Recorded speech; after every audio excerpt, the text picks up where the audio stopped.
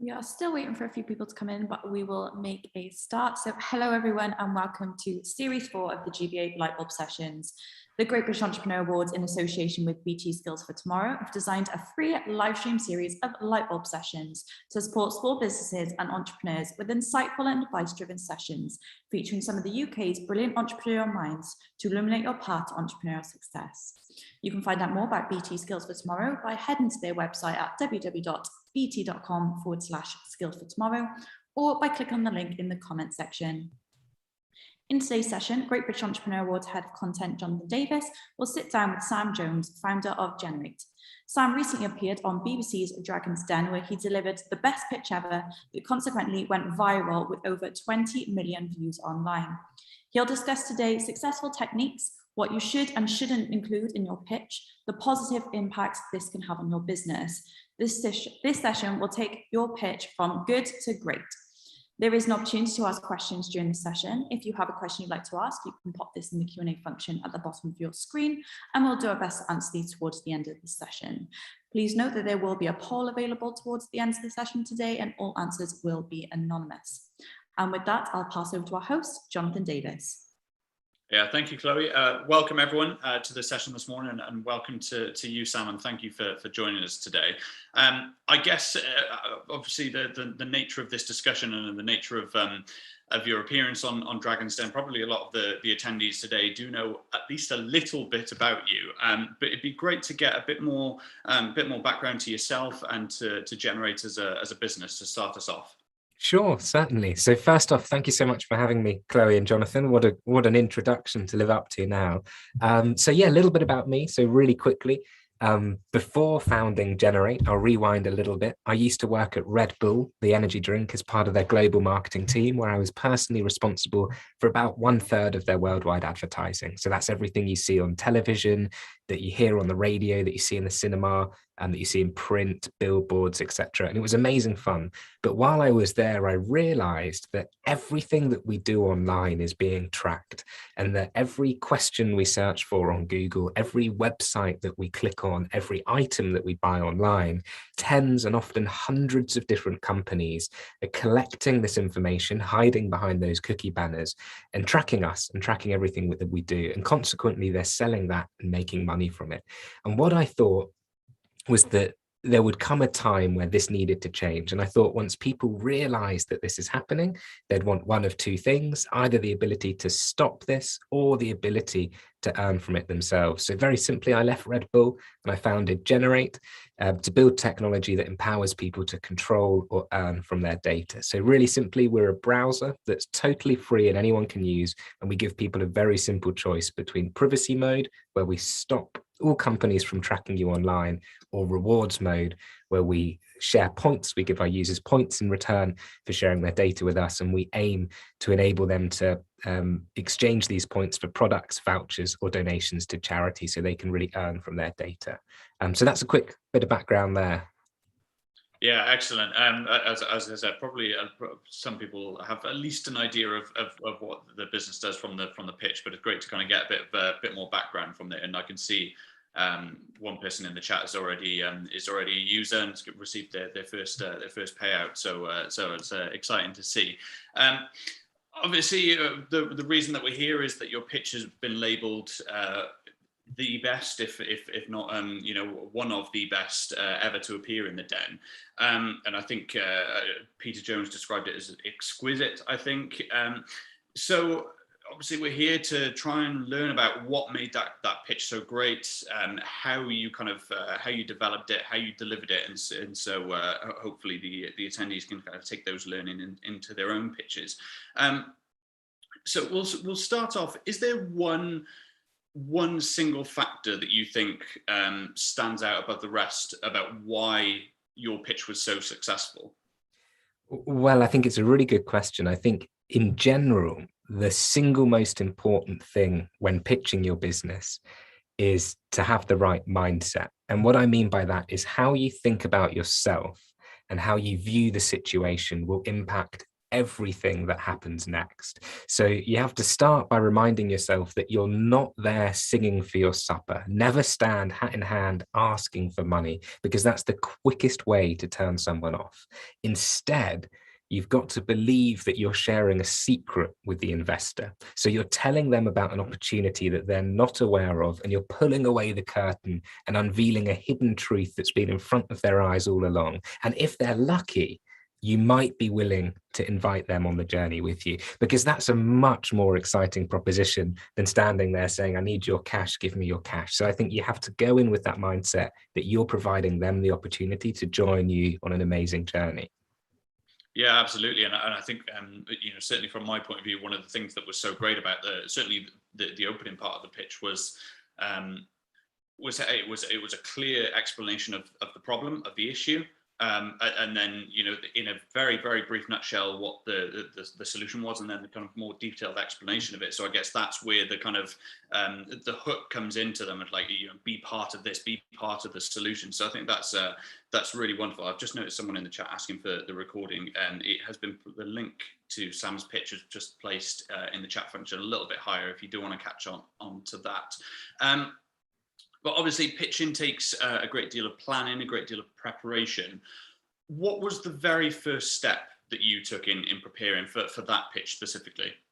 Yeah, so for Dragon's Den, it was the obvious homework of watching as many previous episodes as I could find. And I enjoy watching Dragon's Den, so it wasn't hard homework by any means. But in particular, what I was looking for was any other similar businesses that had been on, so technology businesses, because at least we have that in common. And then what I wanted to understand was, how did they present their idea? Because the challenge is, unlike a product which you can hold up and show and the dragons can touch, with technology it's much, much harder to convey in that forum of Dragon's Den. So I wanted to see, how had other businesses done this? And then obviously I wanted to understand what were the key questions that kept coming up. And then I was just in my head, every pitch I was watching, I was thinking, how would I answer that? How would I respond to that? So in a way, it felt like I'd done Dragon's Den 100 times over by the time I went in, from just watching the programs and running through it like that. But what I also did in addition to this is something that I think people should do in advance of every pitch. And that's that I reached out to 2 or 3 entrepreneurs who had been in that situation. So in this case, it was 2 or 3 other people who had been on Dragon's Den.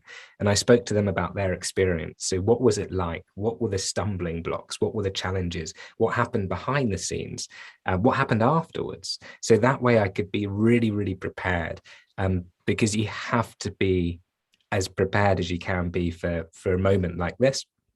And it's laying the foundation in doing your homework and going in there fully up to speed so that you can make the most of the opportunity. Yeah, absolutely. I think the research point is absolutely key there, knowing who you're talking to, who you're pitching to, and what makes them tick. I think that's a really, really important point. So obviously what we see on the final program isn't the full pitch. How long was it in total for you?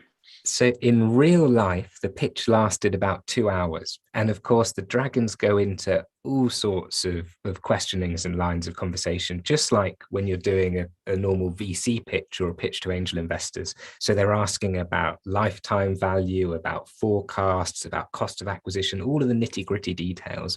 And then, of course, what happens after the pitch is they edit this to make it however they want, whatever story they want to show on TV.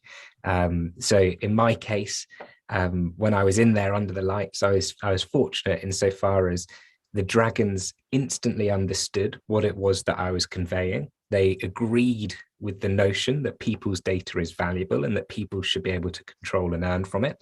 So we got off on the right footing, and then it was really just a conversation as opposed to a battle. So there wasn't any moments where there were kind of fists up and we're on the back foot fighting. It was more, here's what we're doing, here's why I'm doing it, here's why I believe it will succeed.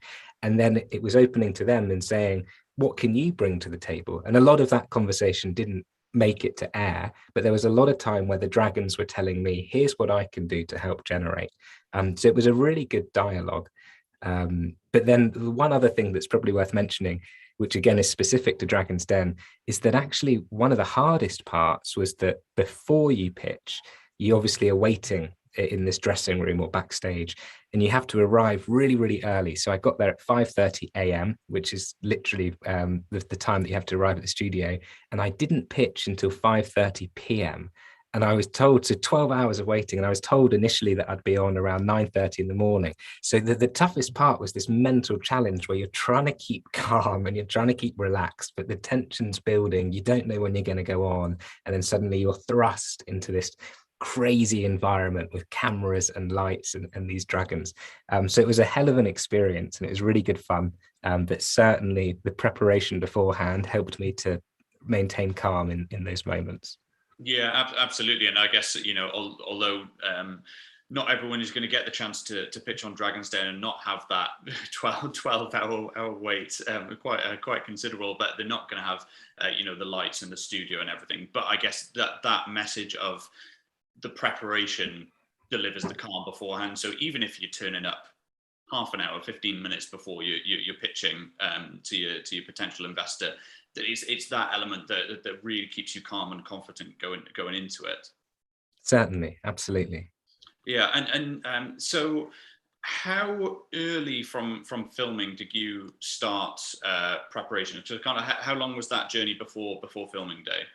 So I was told about 3 weeks in advance when the filming day would be, which I think that's unique due to COVID, because it was meant to be filmed earlier, and then it happened last year. So all of the production for the whole of the BBC stopped, and then they had this window where it opened up.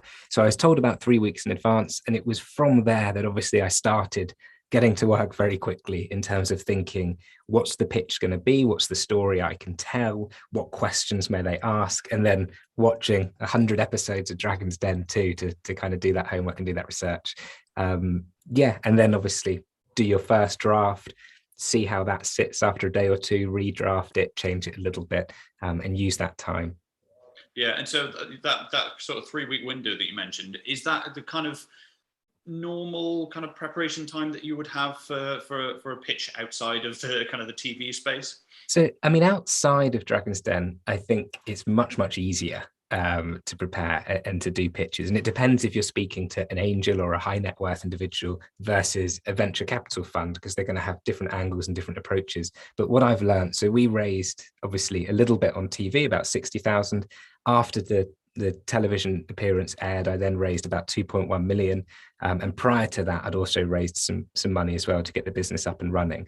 So what I found in general is that it's a game of kissing a lot of frogs. You need to speak to a lot of people. The first 5 times that you do your pitch is going to be very different to the next 10, 15, 20, and 30 times, because naturally, like anything in life, you'll get better as you practice. But the only way to practice is to get in the ring and actually pitch to real people with real money. So my biggest advice for all entrepreneurs starting out is, when you do have your first opportunities to pitch to someone, and when you start lining up more and more people that you pitch to, try to ensure that the first people you speak to are the least important to you. If you've got someone that you're desperately want to invest, make sure you've done 5, 6, 7, 8, 9, 10 pitches before you get to them, because I promise you, no matter how good your first pitch is, your 10th one will be better and your 100th one will be better again. So it is a game of practice. The more people you speak to, the more questions you get, the better you become at answering them.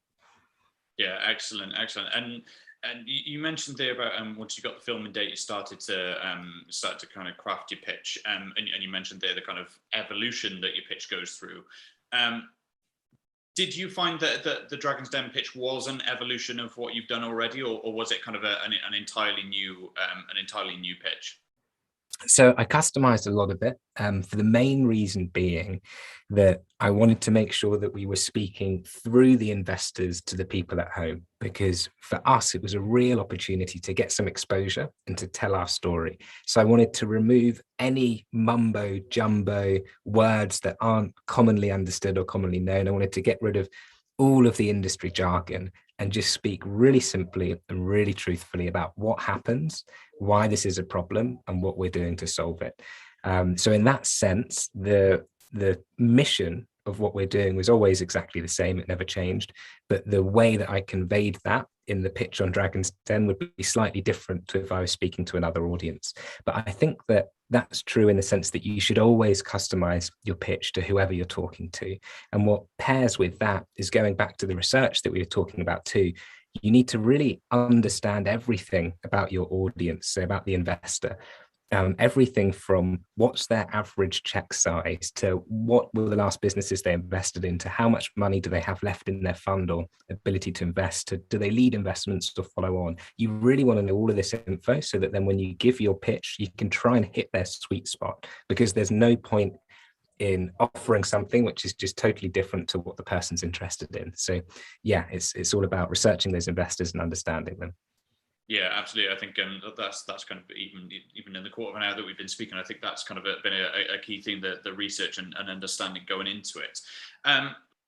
In terms of rehearsing your pitch, I know we've just spoken about the you know, as you said, if you've got someone that you're really trying to get some money from, the kind of the big pitch, the big investor, to pitch to a number of smaller or less important ones beforehand. But let's say, I imagine there might well be some attendees today who haven't yet done a pitch.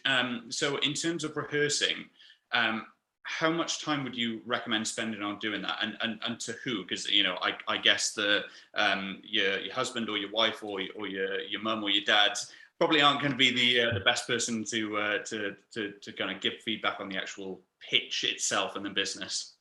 So I think it definitely will differ for different people in terms of whether you're comfortable and confident speaking openly, or whether you're someone who would rather show a physical product that you've made, because we all have different strengths and weaknesses. So I think the first thing is ensuring that whatever you do is playing to your strengths. So if you absolutely hate speaking to a stranger, then you probably shouldn't be pitching your business. You probably need to find a co-founder or someone with that skill set who is able to do that, and you can concentrate on building the product or whatever your specialty is.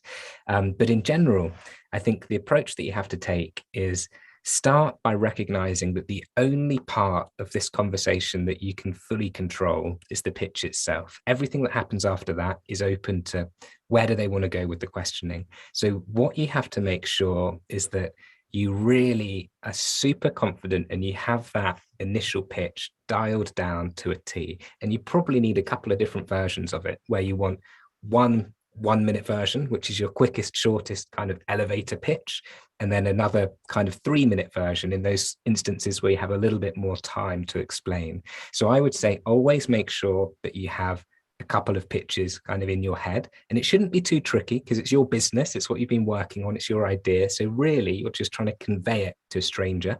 And then the second piece of advice there would be, when you're going into a pitching scenario, definitely either beforehand or at the start of the meeting, tee it up and ask, how long is it okay if I give a 3-minute intro? Because they might say, no, go quicker. And then, you know, okay, I'll give my 90-second one or 1-minute one, or they might say, no rush, take 10 minutes, and then you can really take your time. So definitely ask an open question so that you know where you can physically pitch it and what you can choose.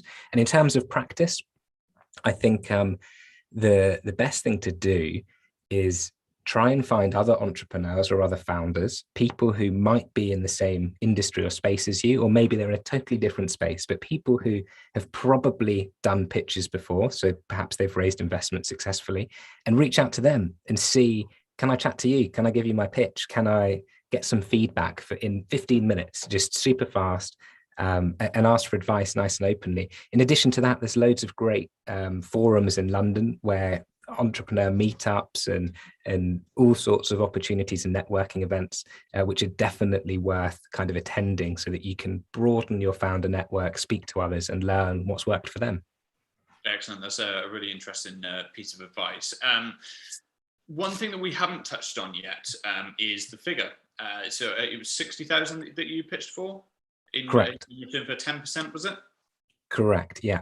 So how important was it for you, and indeed, you know, in pitching generally, to get that figure right? I mean, our session last week was with a partner at Russell Cook, who was talking about making your business attractive to investors, and he talked about the importance of of not asking for too much, not asking for too little. So how do you go about identifying that figure?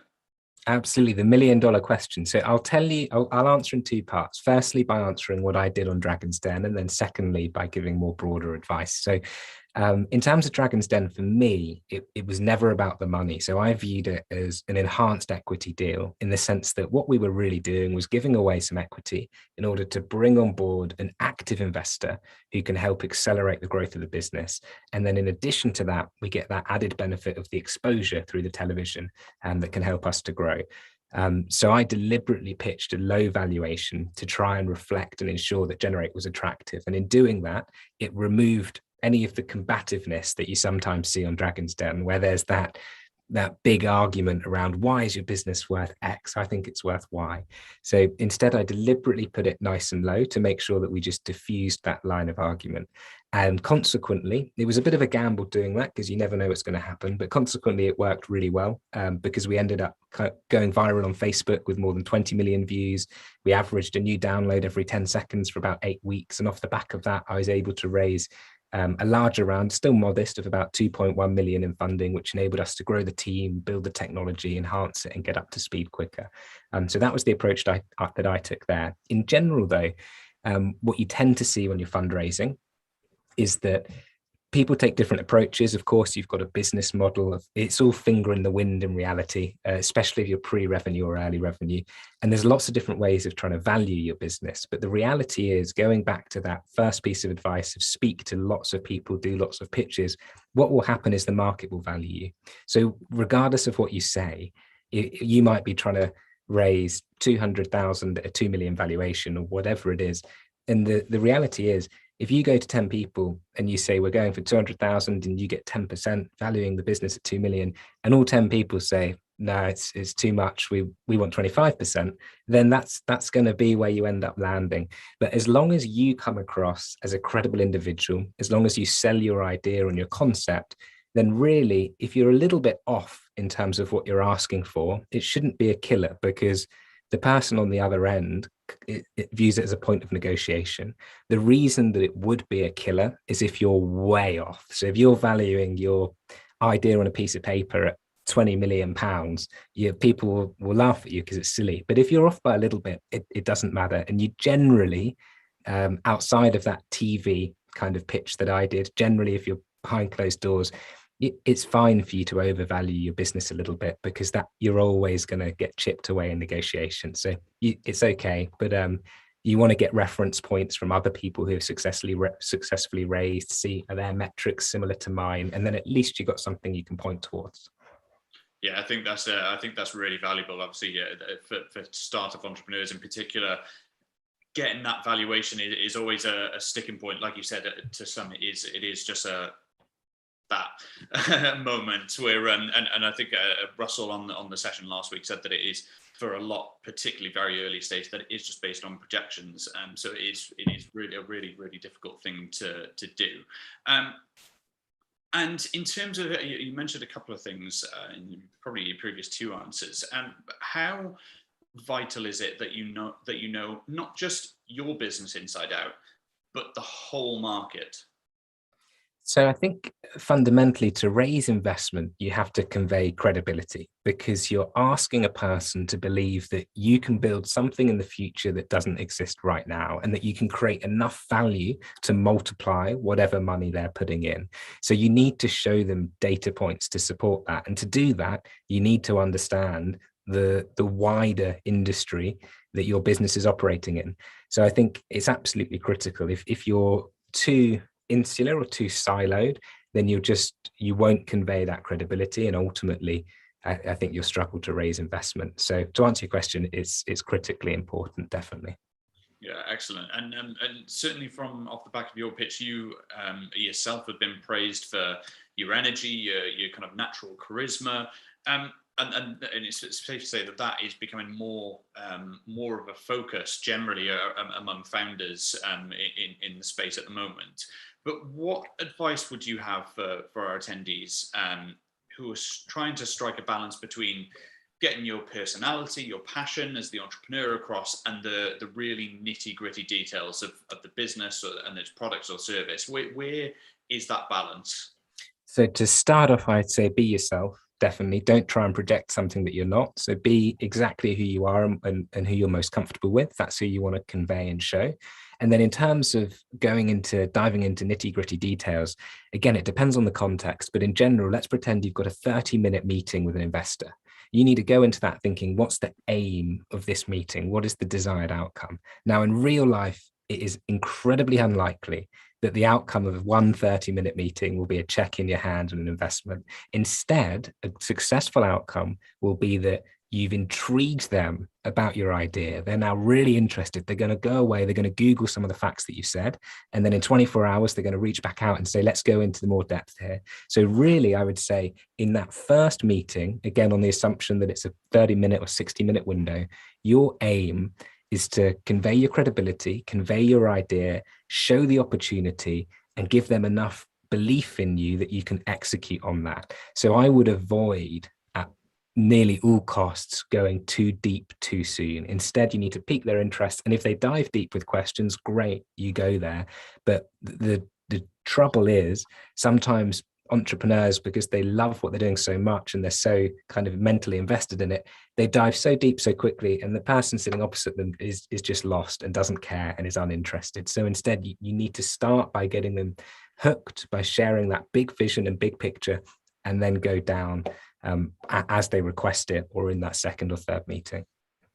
Excellent. And ordinarily, we'd probably keep the conversation going another sort of 10 minutes or so before we go on to the questions, but we've had so many in that I will just have to ask a couple of kind of questions myself just to round us off before we go to the attendee questions. So obviously plenty of advice in the last half an hour, and you probably touched on a few things, but what are the fundamentals that you think have to be in a pitch? Sure. So all good pitches fundamentally include the same basic information.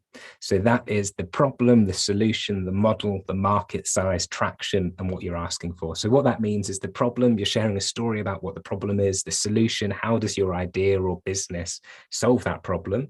The model, how are you going to make money via doing that? The market size, how big can your business be? And traction, what have you done to date that will help the investor believe in you? And then finally, you ask, I need £50,000, £500,000 or £1 million in order to do this. And those are the ingredients. It's as simple as that. What becomes interesting is how do you tie that together to shape a story that's going to excite someone? But a pitch should always include those ingredients. Excellent. And is there a particular order to those? Because I just interested in that you mentioned the ask last in that order. And I know obviously Dragon's Den is a kind of a different scenario, but obviously in their format, that comes first. So is there a particular order that you think that needs to go through?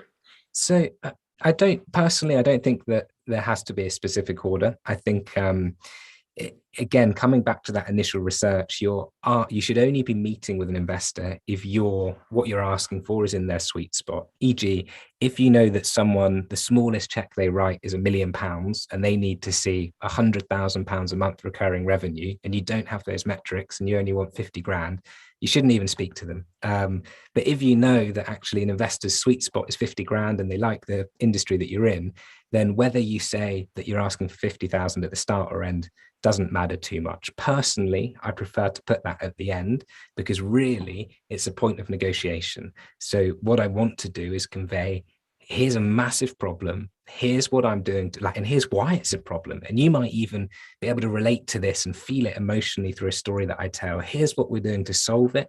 Here's all of the traction that we have that shows why we believe we can solve it and build a cool business. This is the size of the market. And guess what? For X amount, you can come on this ride with us.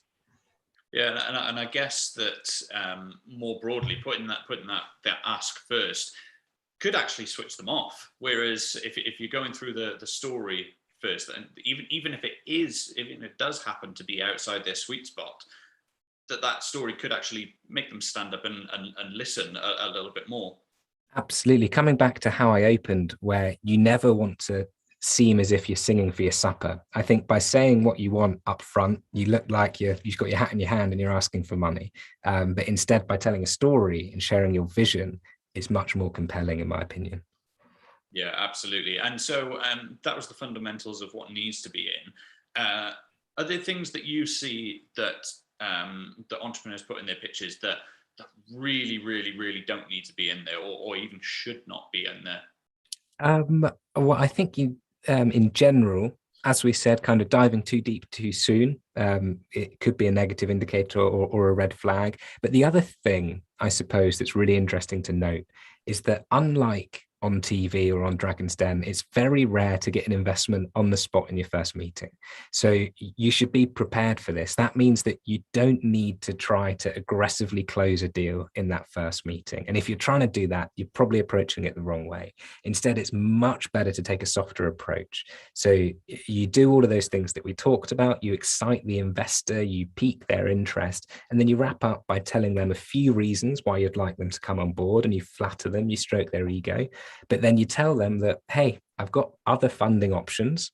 So I need to hear back from you with commitment or not within 2 weeks or within 7 days or within whatever time frame you want to give.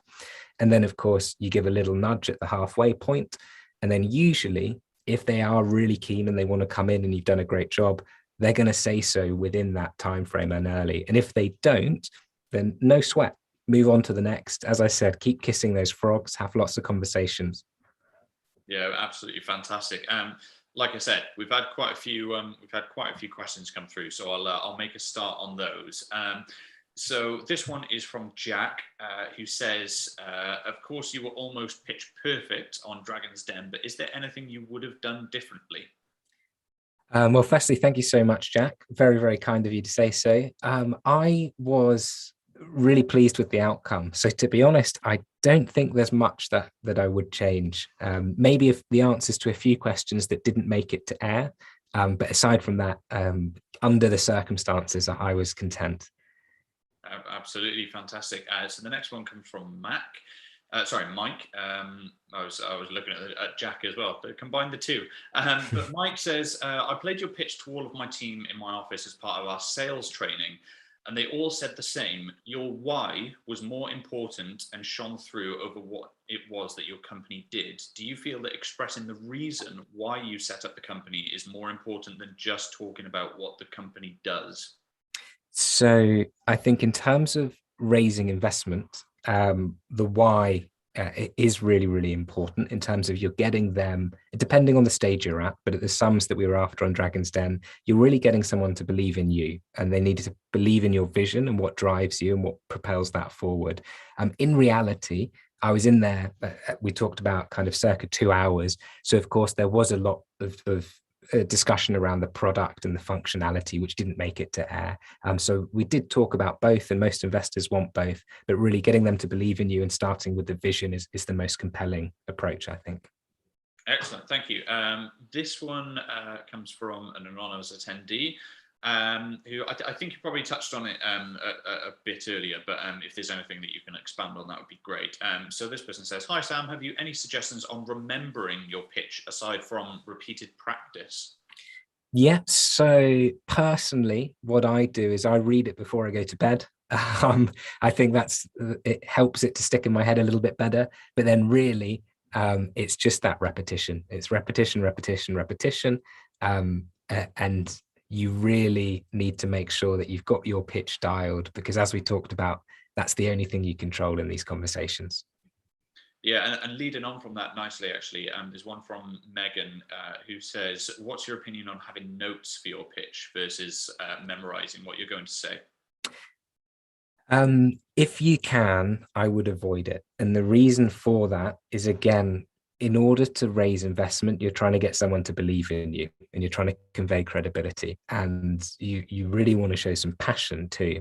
And if you're unable in a 2 or 3 minute time frame to clearly talk about your business and why you can make it succeed without looking at notes, it might indicate that you're not quite ready to kind of lead a team and build a company and build technology, which is all much, much harder than remembering 3 minutes of text. Brilliant. And another one from another anonymous attendee who says there are a lot of pitch practice groups on Clubhouse. Would you ever suggest trying those, or is it a waste of time? Thank you. Yeah, I haven't attended one personally, but I don't think it can do any harm. So absolutely attend, listen to other people, see what they do that works really well. Maybe they frame something in such a fantastic way that you want to kind of steal that. Maybe someone else answers something in a brilliant manner and you want to take that. So definitely at any forum, whether it's Clubhouse, whether it's Instagram Live or wherever, or a real life event, I think it's absolutely worth kind of absorbing and soaking up as much as you can. Yeah, I was just about to say, I guess it's kind of an expansion of your point earlier about attending those events, expanding your network, meeting other founders. It just happens to be on a digital space. So thank you for that. Another one from an anonymous attendee who says, what experience did you have on presenting in general? Did you have any recommended formal training, or was it just a natural gift for it, or a lot of professional practice, or a mixture of the above? So I'd done nothing to the extent of Dragon's Den before. So that was totally way outside my comfort zone. I had done a few other high profile opportunities, like I'd spoken on Sky News one time prior to Dragon's Den, and I'd done presentations to large groups of employees while I was at Red Bull. So I had a little bit of public speaking experience, but not much. So what I did, I actually reached out to a professional and I asked them to help me and give me feedback on my pitch before Dragon's Den. So I did a session or 2 sessions with them where I just asked them, I said, grill me as hard as you can, because I want to have all of my failures right now, as opposed to live on TV. So I just made sure that I'd been through the ringer and had the toughest session before the real pitch, so that in real life it felt easier. Excellent. And I guess I guess that having, as a lot of entrepreneurs do now, having a mentor can be really, really valuable in that. I know you mentioned about reaching out to other entrepreneurs in a similar industry or similar business to you, but I guess that can be really, really valuable as well, having that more experienced person who's kind of been there and done it. Absolutely. So we've got another one from another anonymous attendee who said, I guess we'll take this in the context, or out of the context of COVID and pandemic and passing things between one another, but should we always provide handouts of our proposal or pitch or visual aids such as a PowerPoint or flip chart? Again, it depends on the context. So for example, if you're going to meet an angel investor in a coffee shop, then you're going to have to do it verbally. You might send them a follow-up email with your deck or something, or you might send them an email beforehand. Very likely that they won't read it. You find that out quite quickly. So I think it depends on the context. If you can use visual aids, like a few slides, then sometimes it's good to do so. Generally, if you can show your product, that's always the winning formula, because really someone's investing in you and your product. So the best thing to do, if you can, is if it's a technology business, a website, whatever, bring your laptop, try and give them a really quick demo to show them what it does. But again, try and focus on what's the problem, how you're solving it, why it's an exciting business. Hey, here, have a look. Here's where we are today, but you're not investing in where we are today. You're investing in where we're going to be in the future. So you have to be telling the story of where you're heading, and you're just showing what you've got as a proof point to help them believe that you can get in the direction you're going. I think the mistake people make is focusing too much on what we have now. And then it's very easy for an investor to tear you apart limb from limb, because you're never going to be where you want to be. But instead, if you frame it as good stepping stone and look at what we've achieved on my own, or with a team of 2, or with £10,000, imagine what we can achieve with 50. And I'm going to show you, here's what we can do. So yeah, that's how I would approach it. Brilliant, brilliant answer. And just again, to throw back to last week's session, something that Russell mentioned, you mentioned about emailing, possibly emailing the deck. He advised to always include your deck in that initial email, rather than doing hey, this is my business, can I send you a deck? Always try to include that in the initial email. So just an extra piece of advice from last week's session. We've got a question from, I hope I pronounced this correctly, Farbod, who asks, says, "Hi Sam, at what stage of product development I guess you were already operating? So at what stage of business were you when you pitched on Dragon's Den?" So on Dragon's Den, we had a working product with a few thousand users, so we could kind of demonstrate that, and there were 3 or 4 of us in the team, so we could demonstrate, here's what we've done today, here's how we approached it, there's a few thousand people using the platform, and here's where we want to go in the future. Excellent.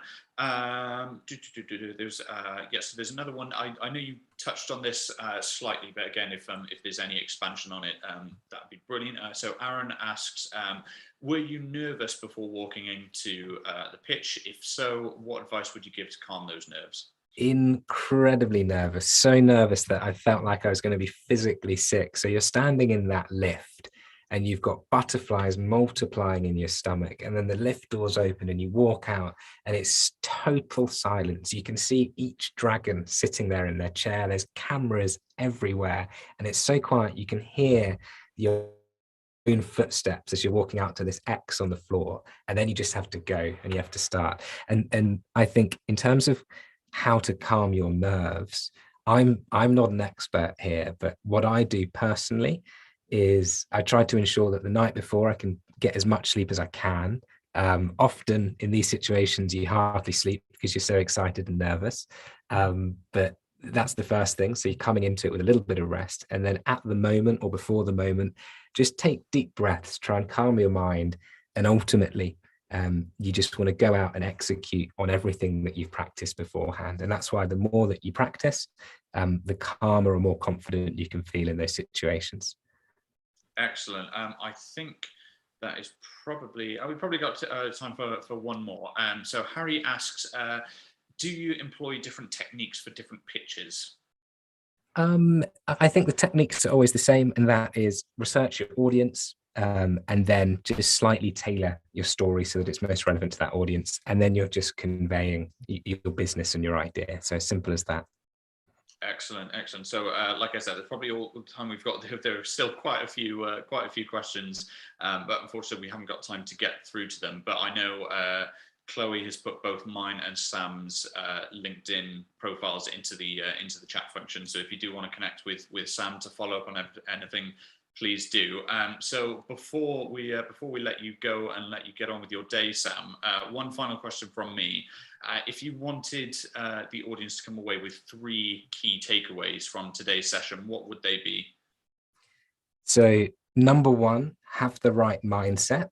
As we talked about, you're not standing there asking for money. Instead, you're inviting them to be a part of an incredible journey with you. Number 2, you need to kiss a lot of frogs. So don't worry if you get 10 no's, 15 no's, 20 no's. That's part of the process. Just recap and take any lessons that you've learned that you can, and then get back on the horse and go out again.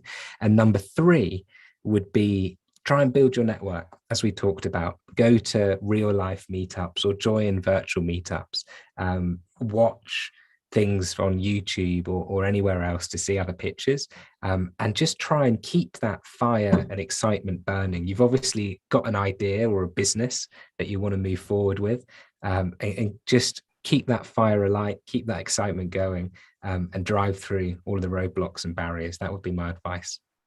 Excellent, excellent. Thank you so much, Sam. We've had plenty of messages through the chat function thanking you for the session, and all the advice that you've given has been really, really fantastic and insightful for the last 45 minutes or so. So thank you so much for your time.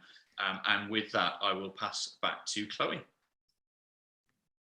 Thank you so much, Sam, for sharing your expertise and knowledge with us today. It's been great to have you. As John mentioned, there's been so many incredible comments coming in through the chat function, thanking you for the session as well. We'll be back next week at the same time with Joe Binder as he discusses why an entrepreneur's personal brand is their secret weapon. If there is anything you'd like to catch up on from today's session, we'll be sending out a replay of this recording later on today.